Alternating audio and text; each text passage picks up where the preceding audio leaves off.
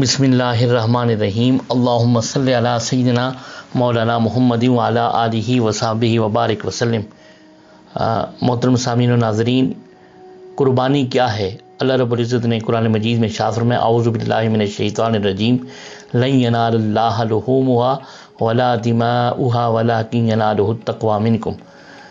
ہرگز نہ تو اللہ کو ان قربانیوں کا گوشت پہنچتا ہے اور نہ ان کا خون، مگر اسے تمہاری طرف سے تقوی پہنچتا ہے۔ تو قربانی کا مقصد جو ہے رضائے الہی اور خشیت الہی سے اور اللہ کی خوشنودی کے لیے قربانی کرنا، یہ قربانی کا مقصد ہے۔ اور قربانی ہے کیا؟ قربانی کی فضیلت کیا ہے؟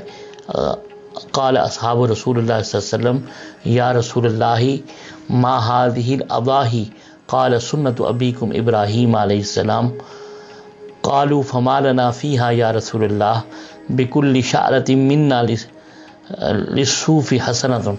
رسول اللہ صلی اللہ علیہ وسلم کے صحابہ کرام نے عرض کیا یا رسول اللہ صلی اللہ علیہ وسلم یہ قربانیاں کیا ہیں؟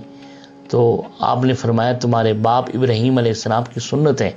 انہوں نے عرض کی یا رسول اللہ ہمارے لیے ان میں کیا ثواب ہے؟ فرمایا ہر بال کے بدلے میں نیکی ہے۔ عرض کی یا رسول اللہ اون کے متعلق کیا ارشاد ہے؟ فرمایا اون کے بدلے نیکی ہے۔ اور یوم نحر یعنی عید الاضحیٰ کے دن سب سے پسندیدہ عمل اللہ رب العزت کی بارگاہ میں وہ ہے قربانی کرنا۔ حدیث پاک کا مفہوم سنن ابن ماجہ کی حدیث ہے۔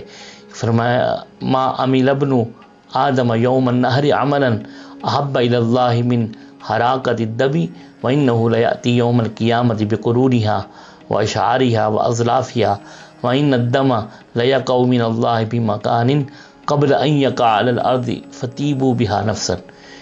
حدیث پاک کا مفہوم ہے، فرمایا ابن آدم نے قربانی کے دن خون بہانے یعنی قربانی کرنے سے زیادہ خدا کے حضور پسندیدہ کوئی کام نہیں کیا، اور بے شک وہ قربانی کا جانور قیامت کے دن اپنے سینگوں، بالوں اور کھروں کے ساتھ آئے گا، اور بے شک خون زمین پر گرنے سے پہلے اللہ کے ہاں مقام قبول میں پہنچ جاتا ہے، لہٰذا خوش دلی سے قربانی کیا کرو۔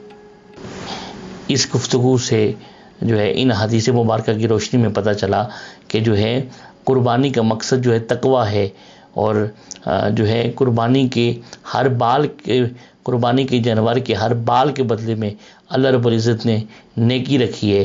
اور اس کے علاوہ جو ہے فرمان مبارک کا مفہوم ہے کہ جس کی استطاعت ہو تو وہ خوش دلی سے قربانی کیا کرو۔